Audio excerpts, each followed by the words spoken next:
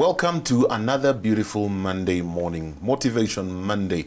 In fact, it's the last Monday before Christmas because next Monday we will be celebrating Christmas Day. And so thank you so much for tuning in. Every Monday we bring you conversations to provoke your thinking, inspire you, people who have overcome different things in their lives. And today I get to hang out with a gospel musician, Susan Murunga. Susan Kariana.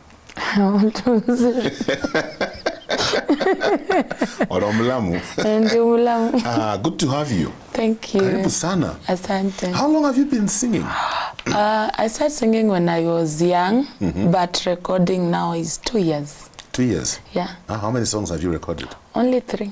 Only 3? Don't say only 3, say 3. 3. 3. Yes. Yeah, because some of us have not recorded anything. So even if you've recorded one, uko mbele ya watu wengine sana. Asante. What inspired you to do gospel music? I can say it is something that was just in me. Yeah. Okay. Let me take you back to where you grew up. Did you grow up in the city? Did you grow up back at home? I grew up in the village, and then I came to Nairobi, and then I was taken back to the village. Yes. Okay. So how was life like growing up in the village? Well, it was not that easy. Yeah, it was not that easy. Okay. Your time hakukuwa na my rights. Yes. So vile wazazi wamesema kila kitu ni yes. Hakuna kusema niko na rights zangu hapo. Ilikuwa venye wamesema, hivyo ndio kutakuwa. Okay. Now being raised up with a single mother. Yeah. It was challenging. It was challenging. Were you the only child or did you have brothers and sisters? At that time I was the only child. My brother 18 good years. Oh. Yes. Wow. 18 years? Yes. So basically then, your childhood, you grew up alone? Yeah. How was life in school? How was... It was not that easy. You know, having a single mother to take care of you. She has to go out, make some money to come and... Yeah, it was not that easy at all. From class 1, I stayed with my grandparents back at the village, and then my mother wanted me to come in Nairobi. Oh, your mother was in the city at that time? Yeah, in the city at that time. So I had to come. I schooled here for class 3, class 4, class 5, and then I was taken back home. Why? Ile mtoto akika Nairobi ataharibika sana. So uliharibika? No, sikuwa nimeharibika. Yeah, but I think that time my mom was passing some issues that she did not want me to see or for me to experience. So akasema Kaluhengo. Yes, so I had to go back. Now I went to my grandmother, the person that I've never stayed with. Oh. Yeah, so ile kwanza it was not that. Haikukuwa ile rahisi now kuingia kwa that environment. Yeah, it was a bit challenging. What were some of the challenging things that you had to go through? Well, I remember this one day, my uncle had to beat me. Why? I don't know. Ile unajua uko that teenage girl, you are beautiful. Unajua kwa hiyo teenage kuna wale watu wenye wanakutaka. And then now I was with my aunt, and my aunt was like, kila kitu kidogo yenye nafanyika shule ni lazima akuja ashtaki. So without even wanting to know my side, ni ile kutandikwa utachapwa. So my uncle alinichapa mpaka akaniachia alama kwa mguu. What? Yes. Think ndo hii but inaendelea What? Yes. Yeah. Do you still feel kikitu when you think about that story? No. Ama you have forgiven him, you released him? Yes, I forgave him because I never wanted to stay with that burden. Yeah. So staying with my grandma was not that easy because we had to do a lot of work. Okay. We go kwa mashamba za watu, kuwalimia, kuvuna mahindi, at least we have something to eat. Okay. And then ni kufanya kazi. And one time my grandma used to make this changa. So hatulali usiku ni kwenda kuleta maji. Ya kubrew changa. Ya kubrew changa, na unajua changa hawezi chukua maji yenye imetumika ukarudisha hapo. So ni ile maji ni lazima muende maji. Na hiyo bado asubuhi nataka na kuonesha shule. What? Yes. So now, I'm just wondering that environment, because if your grandma is brewing changa, then it means people come to drink. Yes. So that was common? Yeah, it was common. What? What impact did that have in your life and even your education? It was not that easy, but because you are in that environment, inabidi ukubaliane na hali venye iko at that time. So ilibidi unakubaliana na hali, unaenda shule, uko ndio utasoma. Yeah. Morning, hiyo masaa yenye uko nayo. So ikifika lunch nataka na urudi home. Lunch unapata hakuna kitu, unapata meko imekuangalia hivi, unasikia ile hasira. But bado inabidi urudi shuleni na usichelewe. Yeah. So ikakuwa ni, now you have to adopt. This is what we have. This is how life is. Yeah, this is how life is. Did your mother know that is the kind of life you guys were living? No. Oh, she had no idea. Yeah. Did she get to know eventually? I always tell her the stories nowadays, one by one. Yeah. But at that time, I never wanted to break her. Okay. Yeah, so other things I used to, I had to keep quiet. You had to keep quiet. Yeah. Did she know her mom was brewing changa? Yeah, she knew. Eh? Yeah, she knew. Okay. Yeah. Did this affect your education in any way, your performance in school? Yeah, my performance was affected because, you know, some people are studying and you people, you have to work. Yeah. Yeah, it was not that. But we thank God. We thank God we are here. We are here. Sisi ndio tuko. Sisi ndio tuko. Wow. Yeah. So class 6, class 7, class 8, I was back in the village. When I finished my class 8 exam, I had to come back to the city. To the city. Okay. Where my mom was. Yeah. And by that time, I thank God that mom had delivered my brother. Aha. Yes. Okay. What work was your mom doing in Nairobi? My mom was working with Rent-A-Kill. So when we came back, I came back in Nairobi. Now my mom told me, missing a school fees. So it's either you'll go back to your father, akupeleke shule. Did you know your father? Yeah, at that time I knew my father. Okay. I had known my father. We had met twice, thrice. But was he involved in your life in any way? No. Okay. Now that was the time. Now he's getting involved in my life. And now my dad said, mimi siwezi lipia mtoto shule mwenye hakai na mimi. Aha. So meaning you have to go now. Yes. Start living with a father you've never lived with all your life. Yes, I've never lived with him. And now my grandfather was in support of that 100%. Which grandfather? Your father's father or your mother's father? My mother's father. Okay.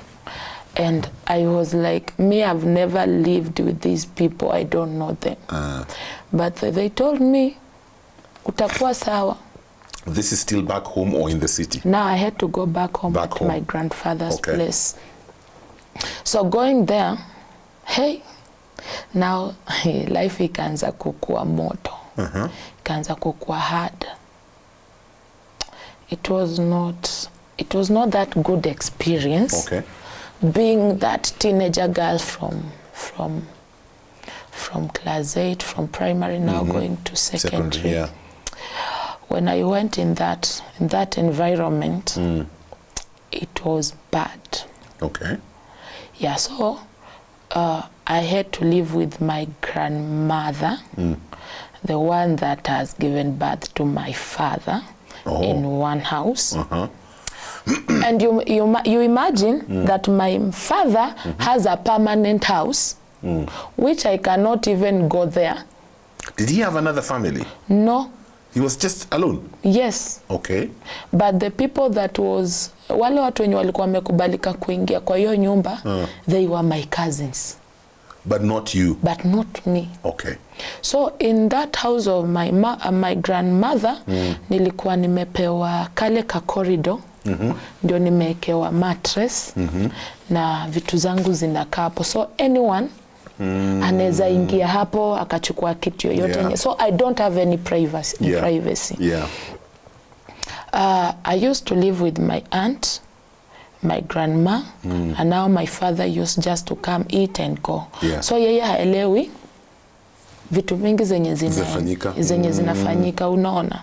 Yeye anaona kila kitu iko sawa. So akimwambia hata mtoto amesumbua, yeye ataendanisha na ile mtoto amesumbua. Yeah. So they had to take me to a day school. It's not that time my dad hakuwa na do, alikuwa na pesa. Nikaenda day school. Nikaanza kusoma day school. Inafika pali school fees hailipwi. Hawataki kujua kama niko na vitabu. Hawataki kujua na wapo nimeanza kuona periods. Yeah. They don't want to know. That one is none of their business. Mi bora niende shule. Wow. So I used sometimes kuomba watu makaratasi, niunganishe, ndio niandike notes. Oh. Yeah.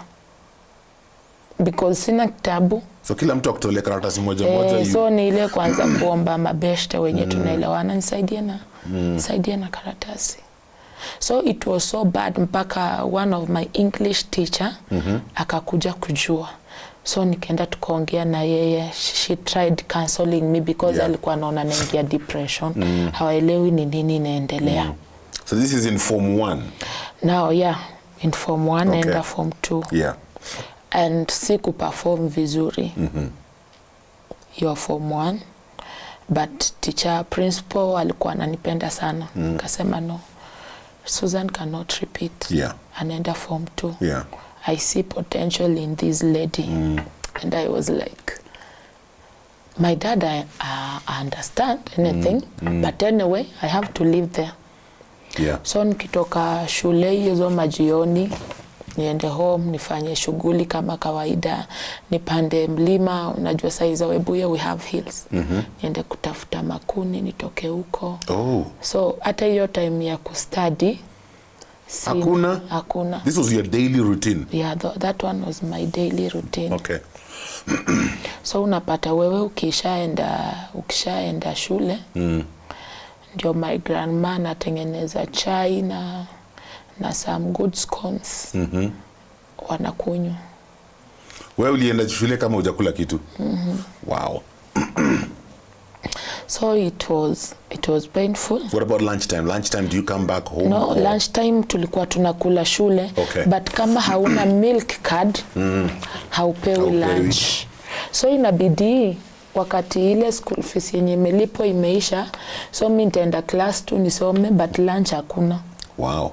So kama si mabeshte zangu anipe tuchakula kidogo, siwezi survive. So ikafika time nikaona hapana, hii imekuwa too much. Yes. Nikaamua niende kwa my granddad kwa sababu si mbali.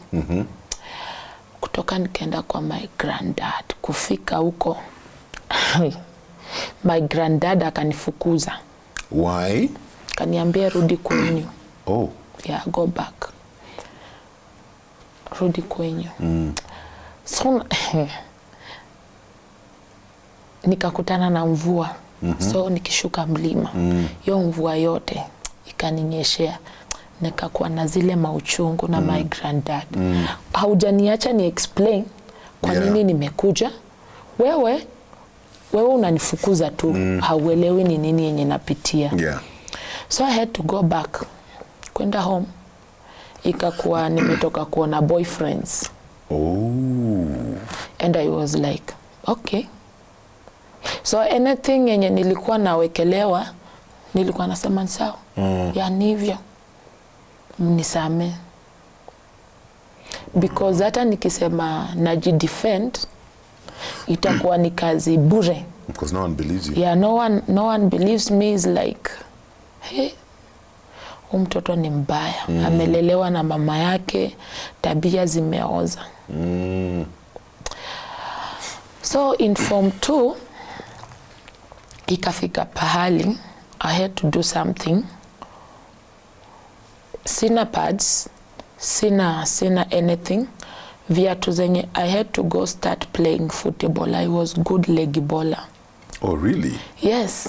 Sione mwili nimecheza. What are you talking about? Yes. So I used to go play na kuwa nachukuliwa na team zingine. I go play. I was a good number 5. I go play, hiyo pesa kidogo ndio inanisaidia upkeep.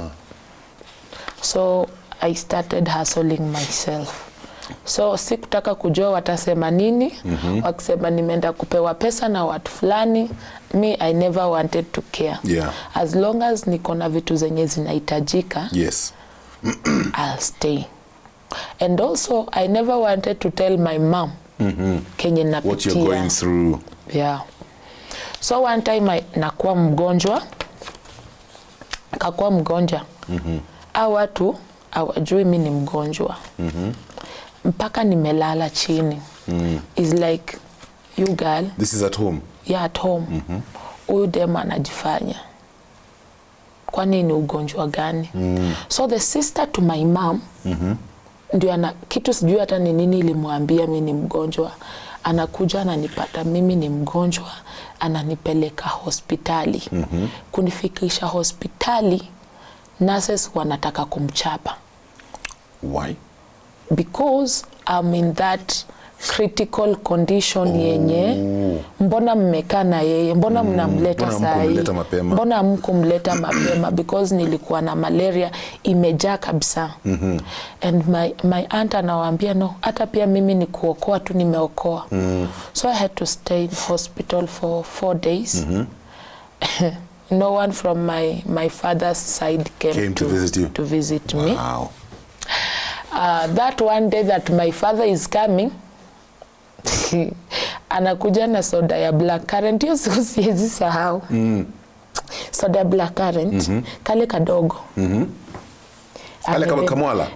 Kale kadogo. Nasikia kaka anaitwa kamwala. Yes, amekuja nako kasoda. Anakuja na simama hapo kidogo. Then akaenda. He didn't talk to you? No, aliniambia tu utapona. And then he went. And I was like, is this really my father? Now that hate ikaanza ku grow. And now I said, mpaka nikauliza siku moja my mom, nikapigia my mom simu because alikuwa Nairobi. Kauliza my mom, is this really my father? Mbona mlinileta huko? At least hata ningejua hakuna do, niende ni hustle. Mbona hizi mateso zote? My mama akaniambia please, vumilia tu. So I had to go back after nimekuwa discharged.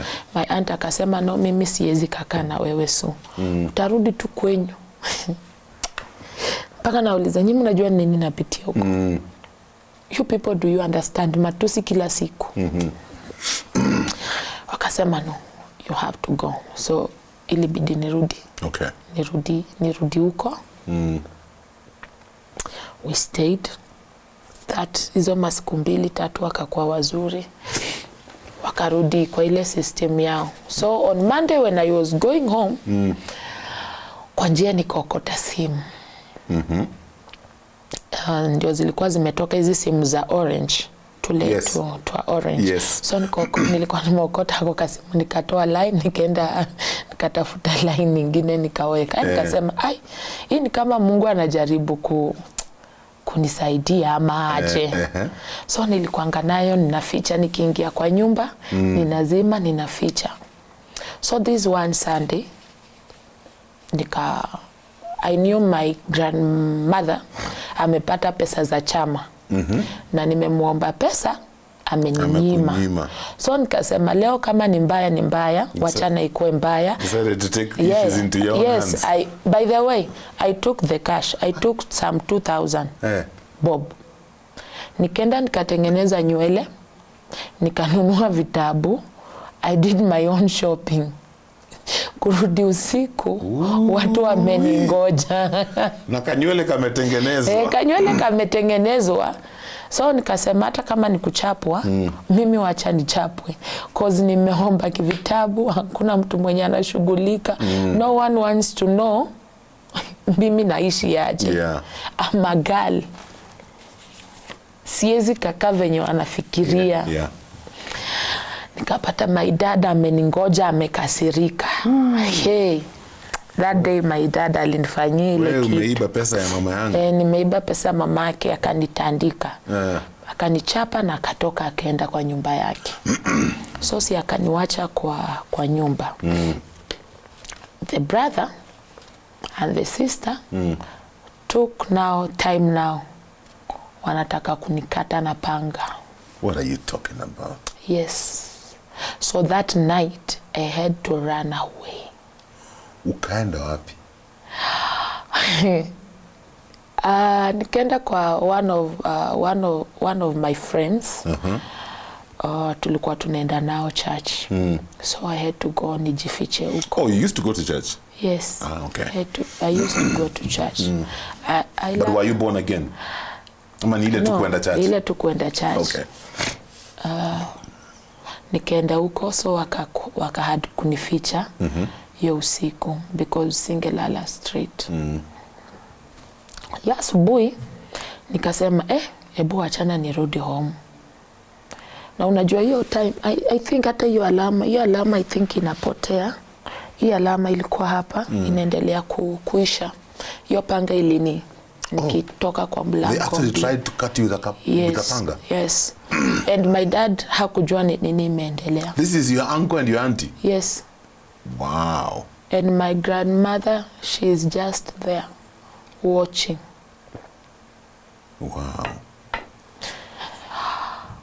So in the morning, I decided to go back home. But when I went, my aunt chased me away. Now I had to go. This aunt was trying to cut you with a panga? Yes. Okay. I had to go. Kitambo washaanza kuvaa nguo zangu. So unaenda wapi? Where are you going? Now, hapo ndio sasa life ilianza. What are you talking about? Yes. Unaona ako Katululu. Ako Katululu ni ako Kasimu. Katululu, ako Kasimu. Nikarudi penye nilikuwa nimelala, nikaambia na waniuzie hiyo simu. So at that time coming to Nairobi, it was cheap. Okay. 600 mimi nimefika Nairobi. So nataka kuja Nairobi lakini sijui naenda wapi. Yeah. Because I don't want to go at my mom's place. Sitaki kuenda kwa mtu yeyote. I was so bitter. Nilikuwa nimekasirika. So let me ask you. Yes. You're coming to Nairobi. Have you finished school? No. This is Form 2. Oh. So Katululu kakauzwa? Katululu kakauzwa. Because niliona nikienda kwa my granddad narudishwa. Before he had chased you. So nikaamua anyway. Si wote walisoma. Wakakuwa watu. So I know niko na life, niko na future. But now this is the path that I'm taking and I don't know where I'm going. God help me. So you came to Nairobi? Yes, I came to Nairobi. But you didn't go to your mom? No. So your mom has no idea you're in Nairobi? Yeah, no one knows where I am. And your dad doesn't call your mom to say that you're missing? No. Ooh. So, okay, so you get to Nairobi Yeah, then. I get to Nairobi. Then what? I remember, I remembered one of my mother's friends was staying here in Kware, opposite Donholm. Hapo. So I took a matatu to there. So when I went there, I just told her my story. Na akasema nikamwambia mimi nataka job, akaniambia sawa wewe hata una ID. Mimi nitakusaidia aje. Nikamwambia I don't know, but I need to work. Akanileta kwa hapa Donholm kwa bureau ya girls. Yeah. Kwenda Umboj. Akasema okay. I'll go do it. So hapo kwa hiyo bureau ilikuwa ni kanyumba kambao. Kambao kadogo sana, but we sleep there. How many people? We were many. Wow. We were many. So ukijishikilia hivi you are okay. Ukipata kona yako uko sawa. Ukipata kona yako uko sawa. Asubuhi kama uko na 20 bob, uende utafute tu maji, ufanye kashawa kidogo, kwa sababu hata place tunaishi hakuna bafu. What? Yes. Wow. So there is this. I'm sure every girl there has their own story. Yeah, kila mtu hapo ako na story yake. And the woman mwenye alikuwa anatutafutia job akanipenda tu. Sikuwa na nguo za kuchange. Unajua nimetoka hivyo, nimekuja Nairobi hivyo na nini zingine, slippers zingine za World Cup 2005. When you still remember? Yes. And akanipeana kwa mama mwingine Mjaluo. So I used to work there. I worked there for some months, but that woman was not paying me. Oh. I had to nitoke hapo nipelekwe pali pengine. So I used to work, unapitia zile mashida ya mambocho wanapitia. Unaweza tusiwa, unaweza fanyiwa anything, but you don't have a choice. Unatafuta pesa. How much were you being paid as a house girl? At that time, ilikuwa 2000 ama? Yeah, 2000. 2000. Yes. Wow. So nianze kutafuta tu manguo. Hivyo. So nikakuja nikapelekwa Nairobi West. Kwa one woman. I still remember that woman. She loved me kama mtoto wake. Okay. And she used to take care of me. So nikaanza kupata kale ka love. Naona? But no one home knows where you are. Yes. In fact, let's take a pause there. You know, you've said that and you reminded me. There's a video that was trending about 2 weeks ago. Yes. Of this lady who works in, which country Dubai. was it? It was not Dubai. It was just one of those countries, Nauko. And she was coming back home. And the children were crying. They did not want to let. That video was trending. Yeah. And I thought, wow, she must have been a very good worker and a very good friend to these children, such that they are crying. Even the parents started crying. Yeah. You know, and it's a lesson to us. Kama uko na mfanyikazi kwa nyumba yako, in fact I keep saying, mfanyikazi ndio anaweza kutuambia kama kweli umeokoka ama wokovu yako ni ya Jumapili peke yake, sasa ile watu wanakuangalia. It's true. So it's a challenge to us, even as we take a break and listen to some music. The question is, how do you treat the people who work for you? Would your children cry if that person is going? Motivation Monday, overcoming hardship with faith. Today we are hanging out with Susan Murunga, who's sharing her journey with us. Currently, she is a gospel music artist, but her journey has been a long journey with lots of lessons for us to learn. Back to the conversation, Susan. So, this lady in Nairobi West, akakutreat poa. Yeah, alinitreat poa. So one day I just felt like I miss my mom. I called my mom. This is after how long? By this time you've been in Nairobi for how long? 1 year and a half. So in this 1 whole year and a half, you had not talked to your mom? Yes. Not talked to your dad? No. No one knows where you are? Yes. So was your mom still assuming you're back at home?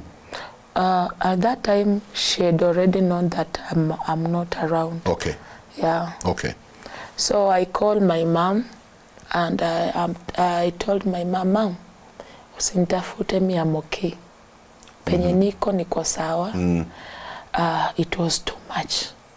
I had to go away. You had to, yeah. And my mom started crying. Yeah. Uko wapi? Kuja tu hata nikuone niamini. Wewe ni mzima. Nikamwambia mimi ni mzima. I'll come when that time comes. Yeah. But for now, I don't think niko na hiyo ya kukuja. So we started communicating. I started communicating with my mom. At least namtumia kado ajishughulikie na my brother. This lady in Nairobi West used to pay you? Yes. Okay. She used to pay me. And then when I had told her my story, nikamwambia, now my mom begged her to allow me niende nimuone. At that time pia alikuwa ameenda home. Alikuwa kwao. Mama alikuwa ameenda home? Yeah. Okay. Alikuwa anaishi kwao kwa hiyo time. And the lady released me well. But the kids hawakutaka, hata that woman hakutaka nitoke. Because we stayed well. Okay. No one ever knew that I was the house girl. So they treated you like family. Yeah. Now that woman treated me like family. She was a single mother. Yeah. She treated me as a family, and the kids treated me like their big sister. Wow, that's good. So we used just to stay. Normal life. Yeah. I do my work. Nikimaliza, me I go sleep. And she just loved me. So akani escort nikaenda home, but she told my mom, I want Susan back. But when I went to see my mom, the condition that I found her in did not allow me to come back. Oh. So I found my mom staying at their place, their home. And I never liked that with my brother, you know. She's staying there, but that environment was not conducive for her. Okay. Now I told her, niko na tu pesa kidogo, tunaweza rent nyumba, and we start living there. Unless tukiangalia kenye Mungu atatufanyia. But for now, mom, So tukatoka. So now the three of you, your mom and your brother. And my brother. How old is your brother at this time? My brother is 18 years. Anaingia form 4. No, at that time, how old was he? He was young. Okay. Katoto, kadogo. Okay. Now my brother hakuwa na understand nini inaendelea. Wow. I had now to take responsibility of taking care of my mother. And your brother? And my brother. So where do you get the money from? After tumetoka kwa kina Mathe, we have rented a house. Now I started hustling. Kwanza tukajaribu kuweka kakibanda ka mboga, hakakuwa kanafanya. And then my mom becomes sick. Sick ile yenye anatoa damu. Oh my goodness. And hey, it was now sasa hapo ndo ikakuwa ile mbaya. I had to take her to the hospital. Hospital bills are there. I need to pay the bills. Even if I tried calling the sisters, the brothers, no one. And that one, even I can stand and say no one helped me. No one responded? No one responded. Wow. Now it's me and God and my mom. My brother at home, my mom in the hospital. Now when I want to go see my mom, nachia jirani mtoto. Namwambia please niangalilia huyu mtoto. Wachana nikimbia hospitali. I go, stay with my mom for a while, I come back. Niangalie huyu wa nyumbani anaendelea aje. Bills are there to be paid. Medicine are there to be bought. I'm there alone. So now I decided There is this man that used to kunitaka sana.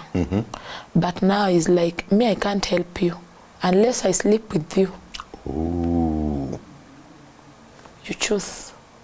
Wow. You have to choose. That's a hard choice. Your mom or your pride.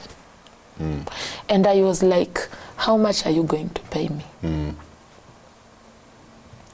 Kaniambia nitakuwa nakupea do mpaka venye mamako atatoka hosi. Nikamwambia okay, I'll do it. For my mom, I can't do anything. So from there, I started sleeping with men. So this was the first man you slept with? Yeah.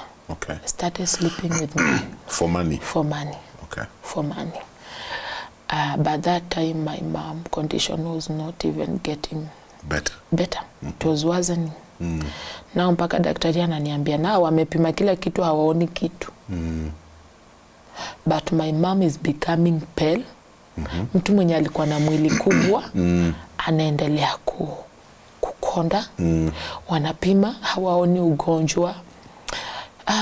Now there's one of a friend. Now I made friends in the hospital because tumekaa hapo najulikana. Yeah. And I'm like, ananiambia so kuna hii kipimo yenye huwa tunatumia hapa. I'll go and do it at night wakati watu hawayuko. Nitakuja nichukue mamako damu and then we go. I go see and then tutajua ni nini nasumbua mamako. So he did that as he had promised. So tukakuja tukapata my mama akona anemia something. Hiyo ndio imekuwa inamsumbua all this time. Okay. So madaktari nao wakaanza kumtibu. So one day I say now let me go. Sinaambia my mom, wachana niende nione babako. Ni kama watanisaidia na do. Kufika huko my grandfather ananipatia 500. And like, are you serious? This one is your daughter. I need more than that. I need more than 20,000 right now. Unanipe 500. Na kikufa pesa zitapatikana za kumzika. And I stood and told them, if anything happens to my mom, I don't want to see you people. I better take my mom makabrini and bury her there. If anything goes wrong, pray your God. And my grandpa was like, are you for real? And I told them, yes, I'm for real. Nikamwambia mimi sitaki pesa wakati mamangu amekufa. Yeah. I need that money now. I need that money now. Yeah. I need to take care of that woman there. Kasema saizi hakuna pesa. Nikamwambia siuze hata ng'ombe. But no. I did not want to do that. So God did a miracle. Okay. I took my mom home. My aunt, one of my aunt, she's late right now, told me, so hawezi kaendelea kukaa na mamako, let your mom come, I want to nurse her. Okay. So kuenda huko hakukaa sana, the condition ikakuwa worse. So my aunt anakuja na muacha stage. Napigiwa simu kuja uchukue mamako kwa stage. Wow. Naangalia hivi mamangu mamangu ananiambia mimi sitaki kwenda hospitali, utatoa wapi pesa? Nikamwambia wewe usijali. But at that time I just told God, I want to know if you are real. So you just do it. Mbona nisikienge tu ushuhuda kwa watu wengine? Hata mimi nataka ushuhuda. Hata mimi nataka ushuhuda. So wakati nimemweka kwa wheelchair na msukuma mbio, because that one was emergency, she was going. And then ananiambia, ebu ngoja kidogo. Ananiambia nasikia kusimama.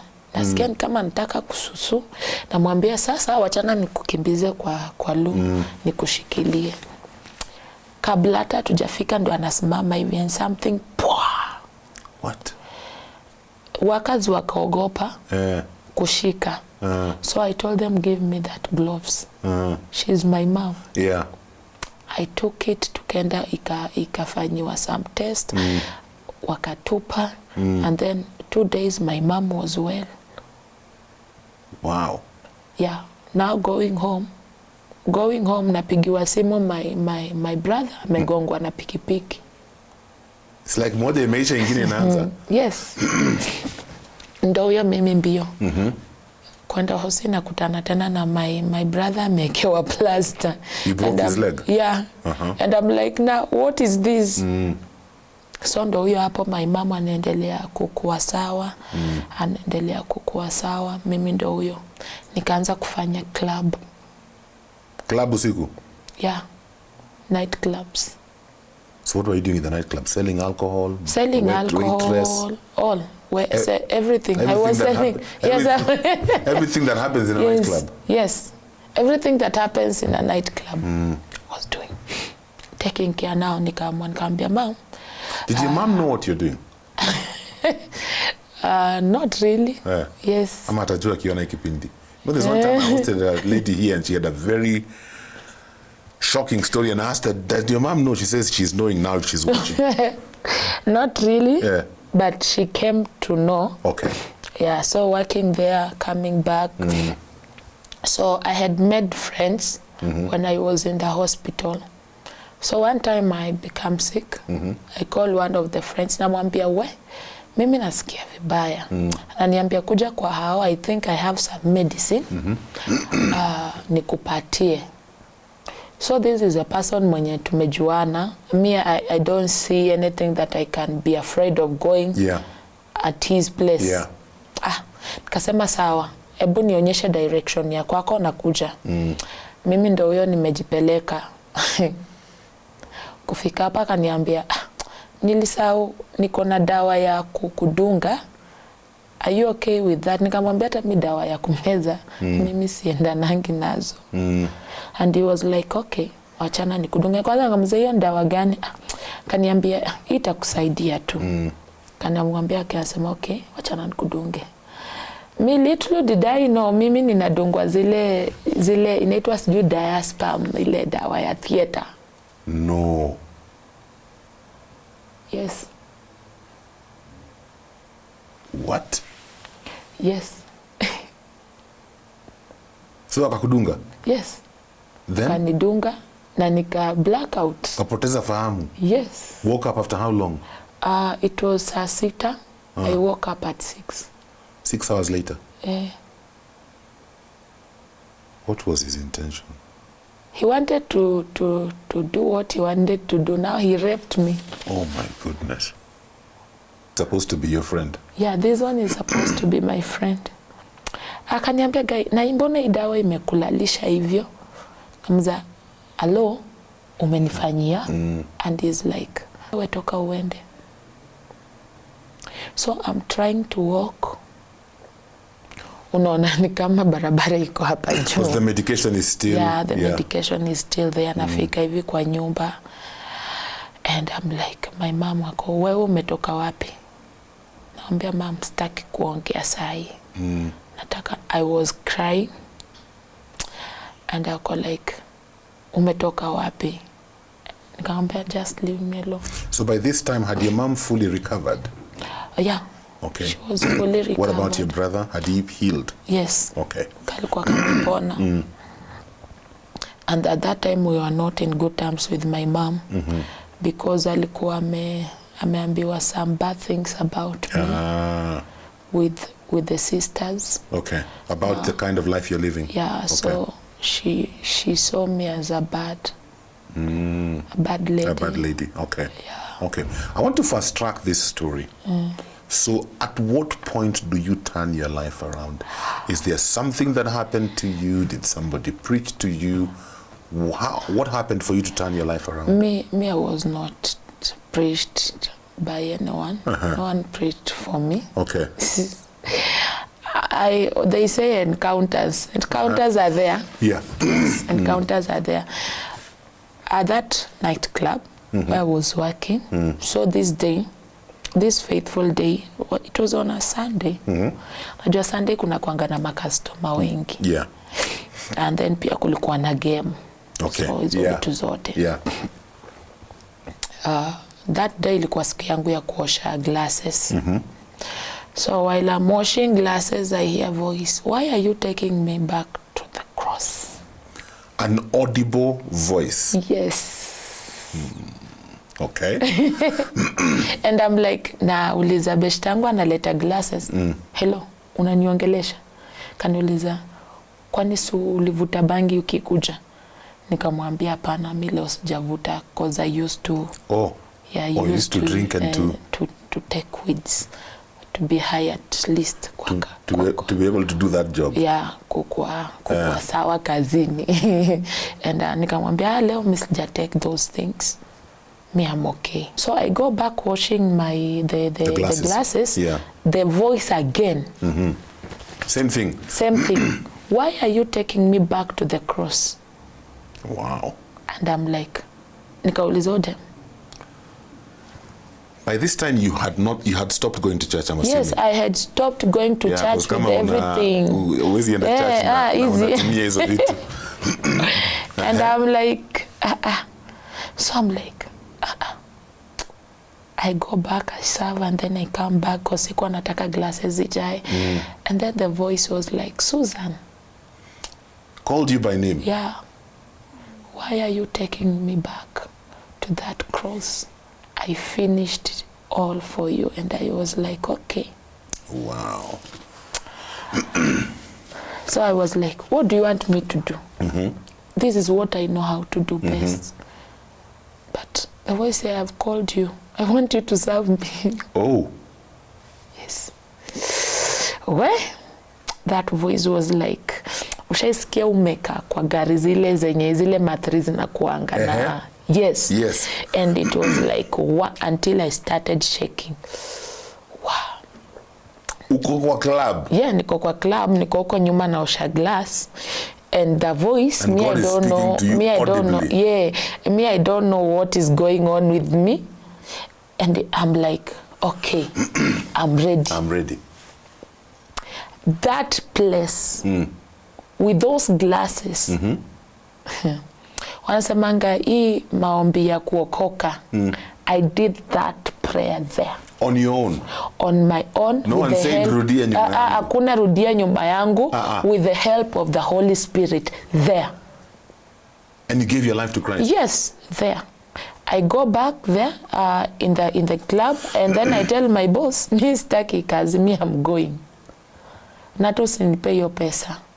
And that's how you left? Yeah, that's how I left. I go home. Wow. I tell my mom, kuanzia leo, mimi nimeokoka. Na mimi na Mungu tuko hivi. Hatuachani. So they thought mi napenda jokes. They thought huyu leo, ile amevuta ni ingine. Mamangu ananiuliza, so, are you serious? Umeleo? Nikamwambia, I want you to count. And I want you uangalie kama nitarudi huko. After that, in the morning, the second day, I go to the mountain for fasting and praying. Day 2? Day 2 of your salvation, you go to the mountain for 21 days. Which mountain? It is called Calvary, on your way to Webuye, that place. Ukaenda kuomba? Yes. Mungu akakuongelesha? And when I was there, the only prayer that I used to pray, God, I want to know you more. Nothing else. God, I want to know you more. Yes. I want to know the power that resurrected your son, Jesus Christ, from the death. Yes. Those were my prayers. After 10 days, this bright, bright star shines. No one sees it, but I see it. Saa 9 when I was praying. So hata hakuna mtu mwenye ananifunza inatakananga unaomba hii time no. Mimi nafundishwa. Yeah, now it's like I am in that school with the Holy Spirit taking me through training himself. Yes. Ile siku ni mimi niliyafanyia huyu hivi. So coming to the end of my fasting, my 21 days, that the 20th day, tuko church ile ka fellowship. Yeah. Pastors wanaganga hapo wananiita mini devil worshiper. Kwa nini? I used to pray more than any other person that was praying there. Yeah. Man, I was praying, filled with the Holy Spirit, praying in tongues. Usiku watu wameenda kulala, mimi niko church. Me, I'm praying. I'm a prayer warrior. Praying is not a big deal. Praying is like, that one is my life. That one is your life. That one is my life. Okay. So when you came back from this prayer mountain, what direction did God give you? I was taken to KMTC Webuye. I started fellowshipping there with that Christian Union. You know, people used to think that I was 10 years in salvation. The wisdom that God gave me and how I used to sing, now I started singing. Oh, you started singing? Yes. I started singing, and anytime I used to stand in that altar, started singing, many people gave their lives to Christ. Wow. Somebody say, nimesikia tu hiyo sauti. Nikao. Na kitu ikanivuta. There is that spark in your voice. Hawezi kasema unaweza kaacha kusikia. Yeah. I want to be like you. So I started bringing people to Christ. Most of the students. So I met a friend called Adelaide. Now nikahama kwa Mathe, nikaenda kwanza kuishi na huyo dem. Mathe bado anakuhesabia siku? Kwa hostel. So mimi naenda tu kwa mam, ninawahubiria, I go back, stay there. And in that hostel, everyone got born again. Bwana asifiwe. That was the best hostel in that KMTC. Wow. Because Morning Glory tulikuwa tunatoka kama tunatoka jeshi, tunaenda tunarudi, prayers, any prayers. Yeah. So most of the people gave their life to Christ. And I also started reading books and learning, reading the Bible. Yeah. Because I needed wisdom. Yes. I needed to know. Mi naambia tu watu okokeni. So even if I used to tell people, you know me, God amenitoa, wananiambia we wacha hiyo. Because my time is almost over. How do you end up again back in Nairobi? And what are you doing currently? In Nairobi, I'm doing ministry. Giving hope to the hopeless. Okay. Because I've passed through thick And thin. and thin. I know when somebody, I know. I can tell somebody, I cannot judge anyone. I cannot judge somebody in the street. Yeah. Because I've been there. You've been there. I cannot judge somebody drinking. At Mlevi, cannot judge that person. So I think this one was a lesson, and this one was a testimony that God wanted to use it for his own glory. Yeah. Not for me. And even when I was coming, I was like, now God, this one now, this is the time. You made me pass through this. Yeah. For other people to know that you are God. When the time comes, God makes everything beautiful. Okay. Because at that time, you know, I know someone may feel rejected. It's okay. You may feel like it's the end of life. It's okay. You may feel anything. It's okay at that moment. But there is hope. There's hope.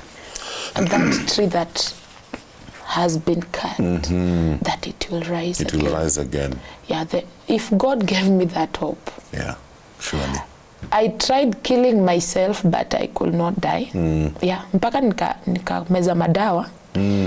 Ushaimeza dawa na unaenda unalala kwa kitanda cause unajua watu wakikufa wanalalanga hivi. So nikameza madawa na nikalala. Ukalala hivi. Sasa nikajua mimi nimeenda, kama ni hell wachana mimi niende. Alafu naamka kama so niko energetic. Ni kama kuna kitu yenye ilifanyika. And I'm like, seriously God, me I want to die. So somebody may be feeling like anataka ku end up, kujimaliza. That one is not a solution. Solution is Jesus. Hallelujah. He says, for God so loved the world that he gave his own begotten son, that whoever believes in him. There is this believing. Just believe. Okay. Believe that he's there. Yeah. You can talk to him. Yes. He's there listening to you. And he can talk back to you. And he can talk back to you. Yes. Don't give up. Don't lose hope. Okay. Be strengthened in the Lord. Okay. Yeah. One more question, the final one, because my time is way over. Yes. I noticed that when you talk about your dad and that side of the family, there's a lot of pain in your eyes. Oh. You are even almost shedding tears. And I'm just curious, did you ever reconcile with them, or things are still... Yeah. We reconciled. Okay. I tried. Okay. I tried. But you can't force things. You can't force things, You yes. can't force Okay. things. When God, time is the best. True. Yes. Okay. So you can't force somebody to love you when that person is not ready He's to not love ready you. to love you. Yeah, you will get more hurt. Okay. Yeah. Great. Susan Murunga, thank you. Thank Are your songs on YouTube? you. Yes. What they're on YouTube. what are the songs you've recorded? Titles. Karibu na wewe. Haujaniacha. And then ni wewe tu. Okay. And then there is something coming soon. Coming soon. Yeah. Okay. By You have a the YouTube grace channel? of God, yes. What's the name of the channel? Susan Murunga. Good. Yes. So look out for Susan Murunga on YouTube. Listen to her songs. Like the songs, comment on them, subscribe to her channel, support the work of ministry that she's doing. Susan, thank you for the courage to share your journey. We do appreciate it. I'm sure somebody has been blessed through your story. Yeah, thank you so much. Thank you so much for being a part of Motivation Monday on this last Monday before Christmas. Do have yourselves a good day, and God bless you. God bless you. Thank you for watching. Remember, subscribe to our YouTube channel so that you can get notified whenever we upload new fresh content every day. Stay tuned and enjoy fresh, uplifting content.